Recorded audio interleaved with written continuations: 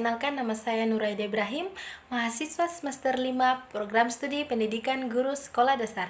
Selamat datang kembali di channel saya. Di video kali ini saya akan membahas tentang video pembelajaran bahasa Indonesia. Jangan lupa untuk like dan juga subscribe ya.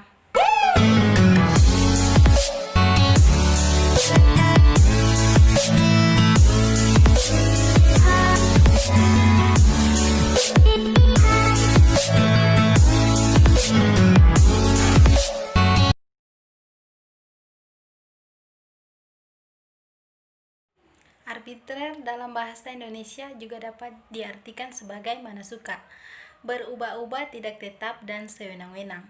Contoh dalam kehidupan sehari-hari, bahan bakar sepeda motor disebut bensin. Yang kedua, bahasa bersifat unik. Artinya, bahasa mempunyai ciri khas tertentu yang tidak dimiliki bahasa lain. Contoh, bahasa Tidore berbeda dengan bahasa Makean. Yang ketiga, produktif adalah bahasa yang bersifat menghasilkan berbagai macam-macam istilah baru. Contoh, galau, alay, lebay, dan sebagainya.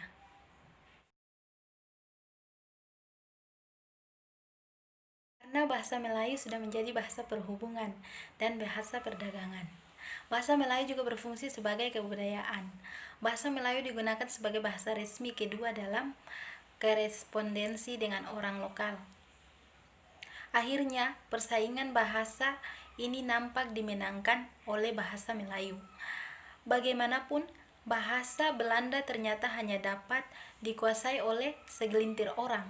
Kemudian di Kongres Pemuda 1 tahun 1926, bahasa Melayu menjadi wacana untuk dikembangkan sebagai bahasa dan sastra Indonesia.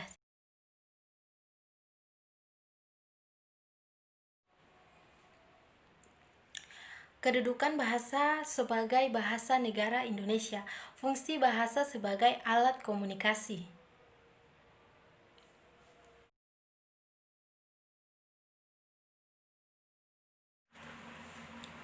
Karakteristik bahasa. 1. Dinamis. Bahasa tidak lepas dari berbagai kemungkinan perubahan yang dapat terjadi sewaktu-waktu. Contoh, download dan upload berubah menjadi unduh. Yang kedua, manusiawi. Bahasa sebagai alat komunikasi verbal hanya dimiliki manusia.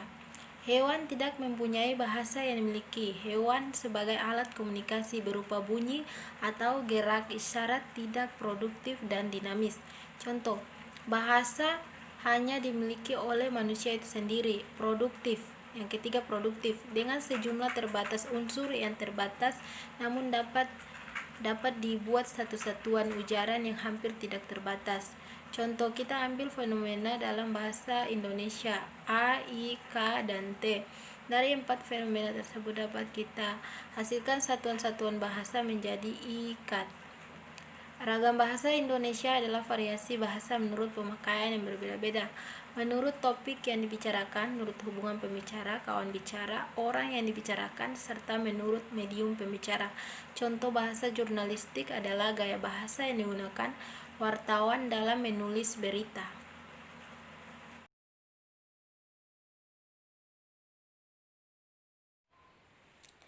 Hiperkorek adalah kesalahan berbahasa karena membetulkan bentuk yang sudah benar sehingga menjadi salah. Pleonasme adalah kesalahan berbahasa karena kelebihan dalam pemakaian kata yang sebenarnya tidak diperlukan. Istilah kontaminasi dipungut dari bahasa Inggris contamination, pencemaran dalam ilmu bahasa. Kata itu diterjemahkan dengan keracuan, rancu artinya kacau, dan kerancuan artinya kekacauan. Yang dimaksud kacau ialah susunan unsur bahasa yang tidak tepat seperti morfem dan kata.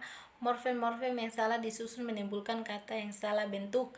Kata yang salah disusun menimbulkan frasa yang kacau atau kalimat yang kacau. Kontaminasi terjadi karena salah nalar penggabungan dua hal yang berbeda sehingga menjadi suatu hal yang tumpang tindih.